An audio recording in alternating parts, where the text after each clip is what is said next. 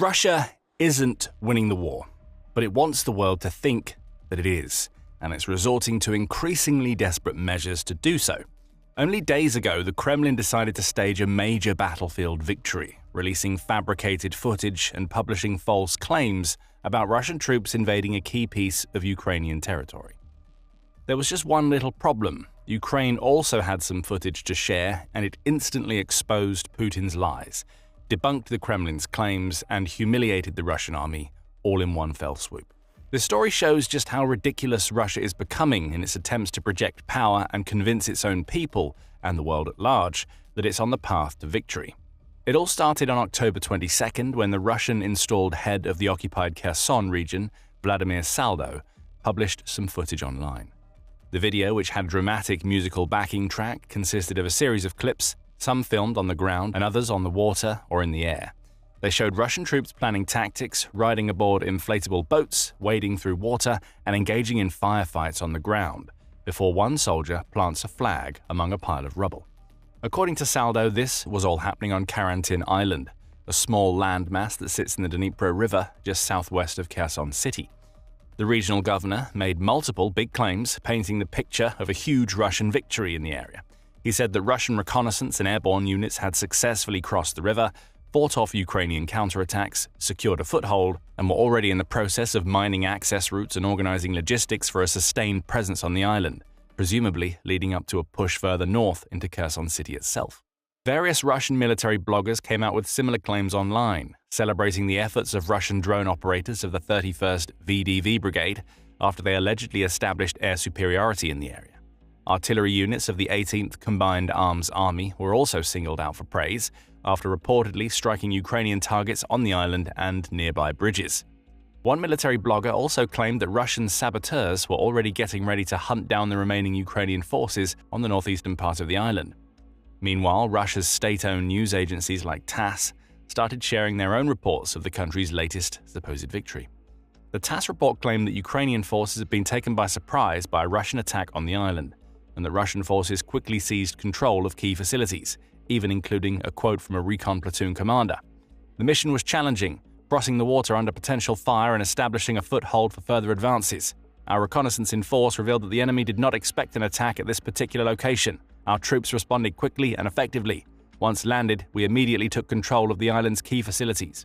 Additional news reports included quotes from Governor Saldo, who proudly proclaimed, "Karantin Island is a combat zone controlled by the Russian Dnipro Group, although enemy fighters are still hiding in residential and industrial buildings on its territory."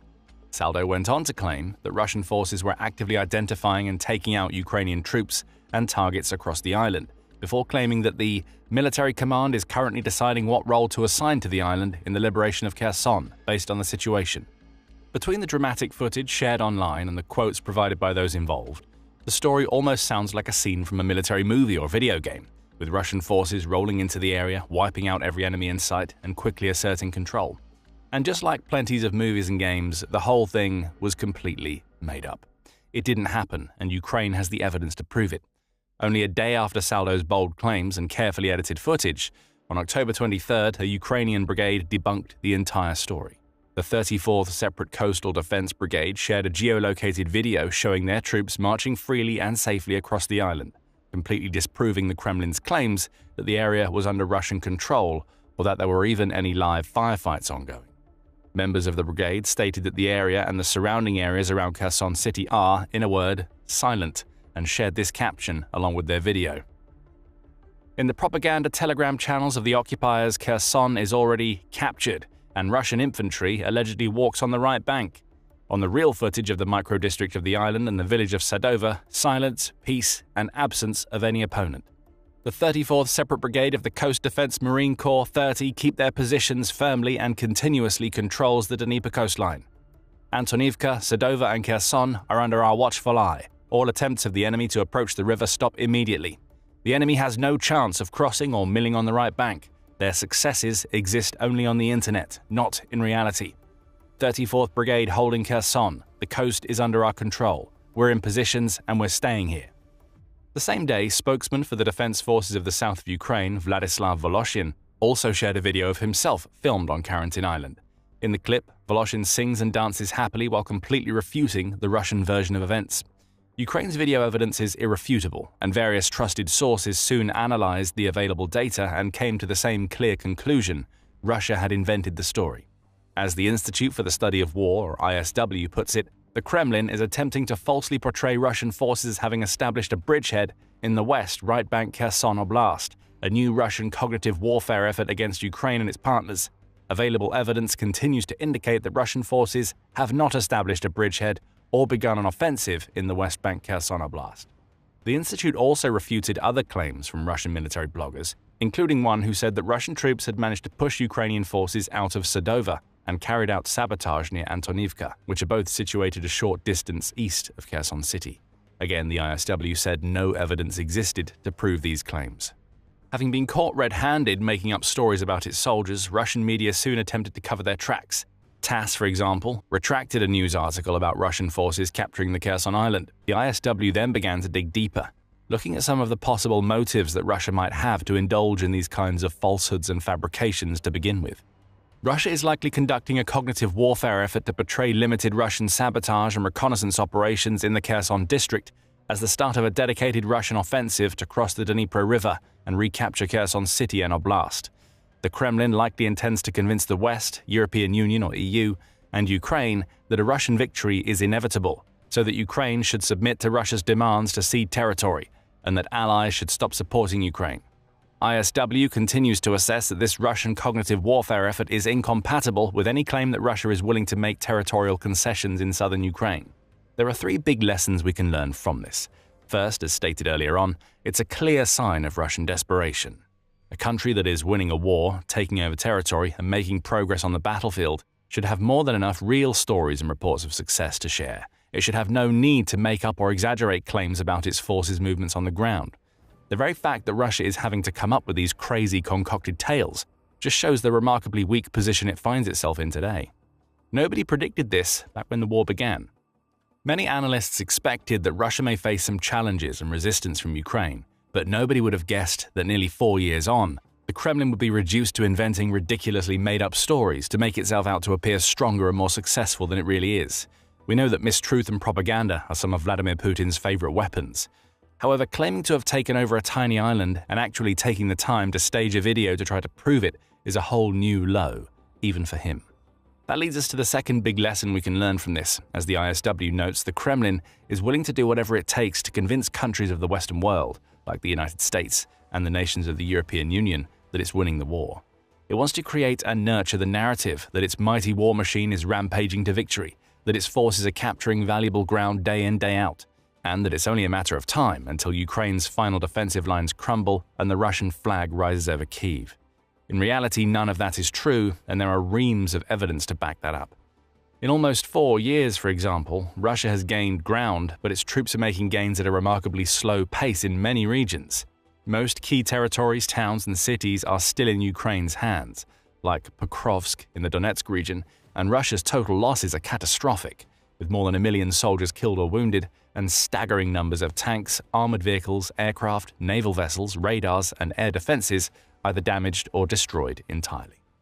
Going off current data, open-source intelligence, and the way the war has gone so far, many experts believe it would take several more years just for Russia to take full control of the 4 regions it originally set out to seize: Donetsk, Luhansk, Kherson, and Zaporizhia, and a full conquest of Ukraine would take many more decades or potentially another century.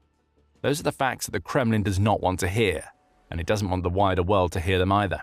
It can't erase the reality of the situation, but it can attempt to cover it up, muddying the waters with mistruths of its own imagining, which is exactly what we've seen happen here.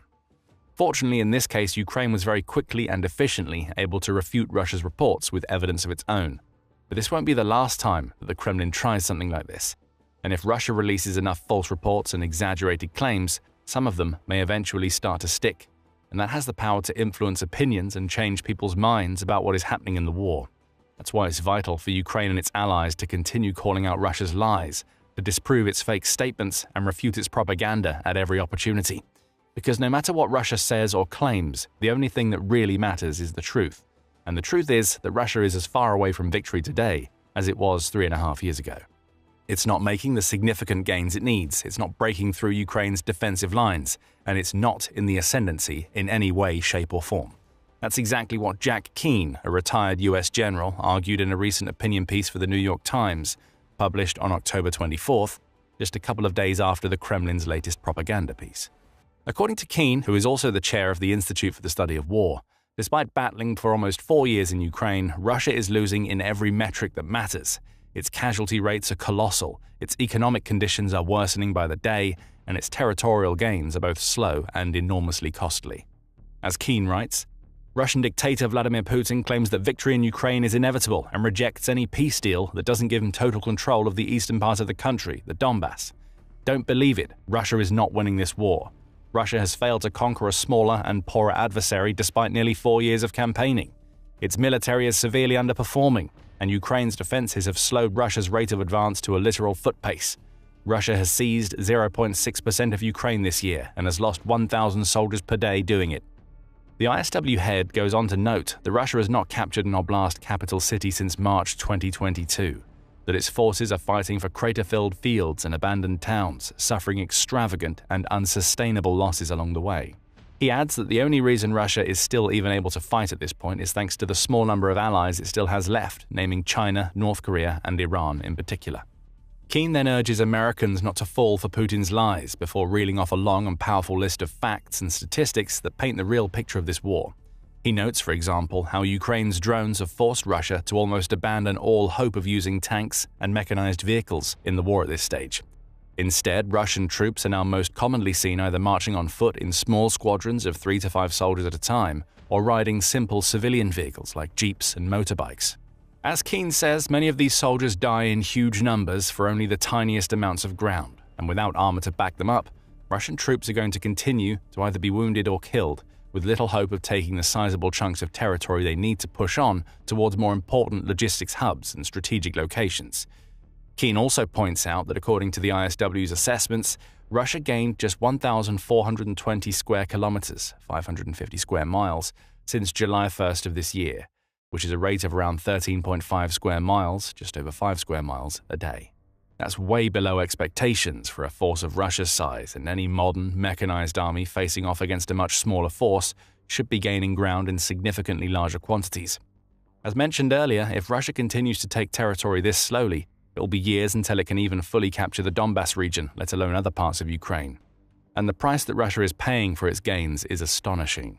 As Keane puts it, Russian forces averaged roughly 71 casualties per square kilometer gained in May 2025, 70 casualties per square kilometer in June 2025, 75 casualties per square kilometer in July 2025, and 68 casualties per square kilometer in August. These are horrifying numbers. Horrifying is certainly an appropriate adjective for the Kremlin's casualty rate.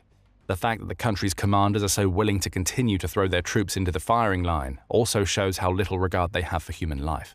Death and injury are inevitable in war, of course, but many military forces at least make attempts to limit the amount of casualties they suffer.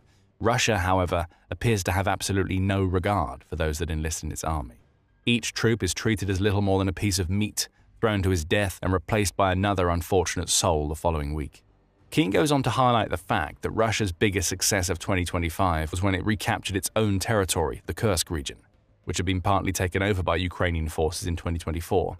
Even then, Russia had to rely on outside help, calling in 10,000 North Korean soldiers for support to push the Ukrainian invaders back, in a move that Keane labels an embarrassment for Russia. Finally, the former four-star general writes about perhaps the biggest issue facing Russia right now, its economic collapse, which Keane believes may make it harder for the Kremlin to recruit the huge numbers of troops it needs to counterbalance its massive losses. Until now, Putin has been able to sustain this war because of large-scale recruitment with financial incentives. But there are signs that the system is fraying. Leaked Russian government documents indicate that the country has suffered, on average, 35,000 casualties per month from January to September 2025. Yet it is cutting down on one-time signing bonuses for new military recruits. Russia may need to switch to politically unpopular, compulsory mobilization of reservists, which would increase internal dissent and threaten Putin's leadership. It's certainly possible that mobilization may be on Putin's mind, especially as Russia recently announced a new draft law amendment, according to which the country's estimated 2 million military reservists can now be called upon to defend Russian infrastructure from Ukrainian attacks.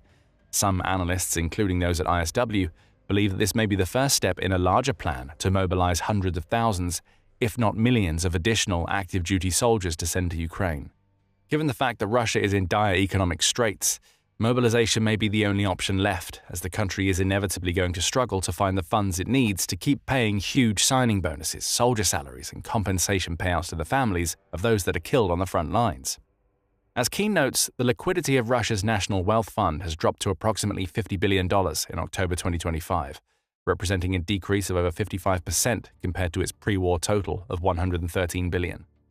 The country is now also facing extremely high inflation and skyrocketing interest rates, coupled with increasingly dramatic effects of a potentially fatal fuel crisis, with gasoline shortages estimated anywhere from 13 to 20% of demand, thanks to Ukraine's effective drone attacks on oil refineries and other fuel-related infrastructure across Russia's regions and occupied territories. The fact that US President Donald Trump recently imposed more severe sanctions on Russian oil companies has only made the situation worse for Putin and his Kremlin cohorts. That may explain why Russia is resorting to such drastic and ludicrous tactics, falsifying battlefield victories to pretend to its own population and the wider world that everything is fine and is still on the road to some sort of glorious victory. As Keane notes, the Kremlin also strives to spread its lies online to people across the planet. It floods social media with bots and paid commentators to push a false narrative. They play up minuscule battlefield advances as significant wins to manipulate our perception of the facts. But the world is waking up. Even in Russia, more and more people are opening their eyes, seeing through the lies, and realizing that this war was the biggest mistake their government ever made.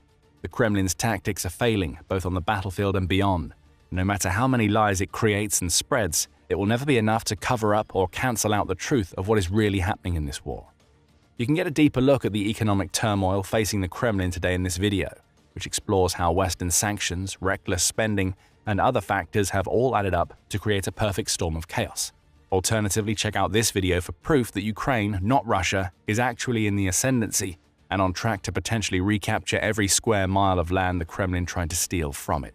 Remember to subscribe to our channel too for more in-depth video insights and breaking news reports from the Russia-Ukraine war and other important conflicts around the world. And thank you as always for watching.